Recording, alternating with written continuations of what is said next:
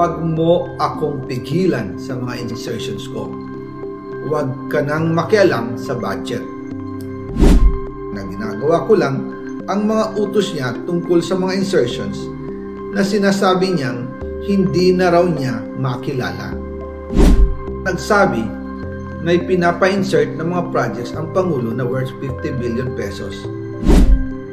Naging malinaw sa akin na siya mismo ang nag-utos kila Secretary Mina Pangandaman at Yusek Adrian Bersamin ang gusto niya ng 50 billion pesos na insertion.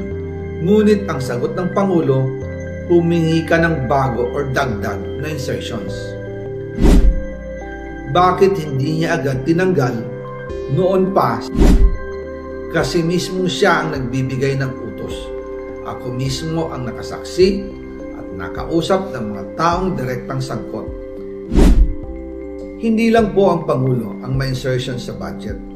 Pati po si Congressman Sandro Marcos, pero kahit na i-deliver na ang 1 billion pesos para kay Pangulong Marcos at kahit na isama na rin sa 2025 budget ang 100 billion pesos insertion sa pamamagitan ng BICAM Committee, ayon mismo sa utos ng Pangulo, nagagalit pa rin daw si BBM.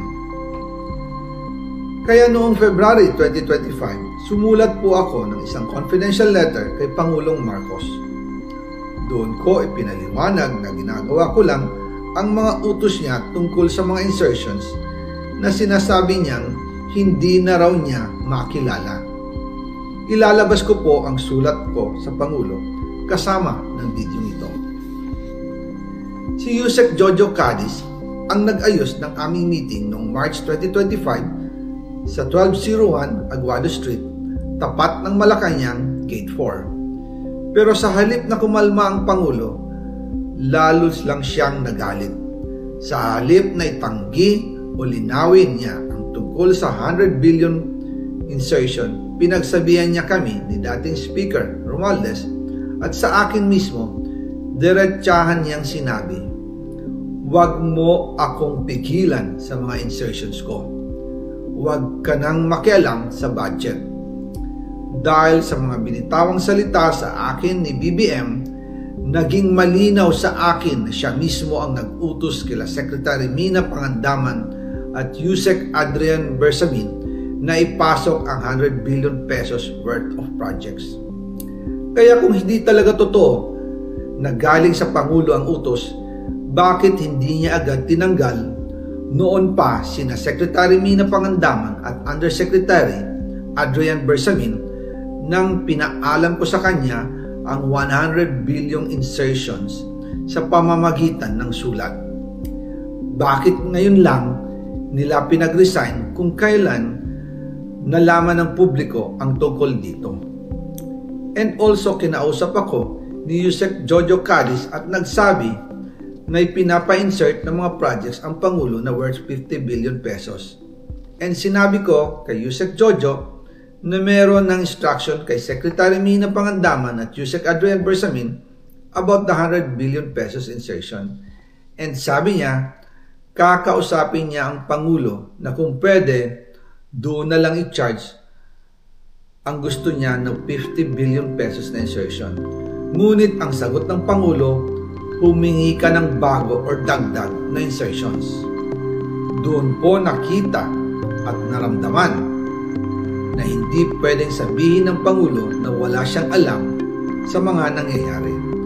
Kasi mismo siya ang nagbibigay ng utos. Ako mismo ang nakasaksi at nakausap ng mga taong direktang sangkot. Kaya hindi na pwedeng maghugas kamay at magturo na parang inosente.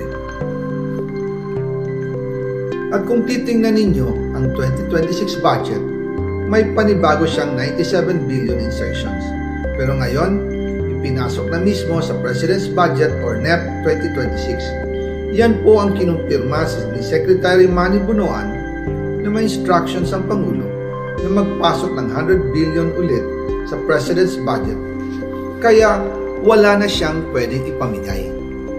Ito ay nalaman ko noong May 2025 sa meeting namin kasama si dating Speaker Romualdez sa number 30 Tamarind Street, Forbes Park. Kaya nang nadiskubre ng House of Representatives ang insertion sa flood control sa 2026 budget, ibinilik namin ang DPWH NEP 2026 dahil mali na ito at panibagong flood control projects na naman. Hindi lang po ang Pangulo ang may insertion sa budget.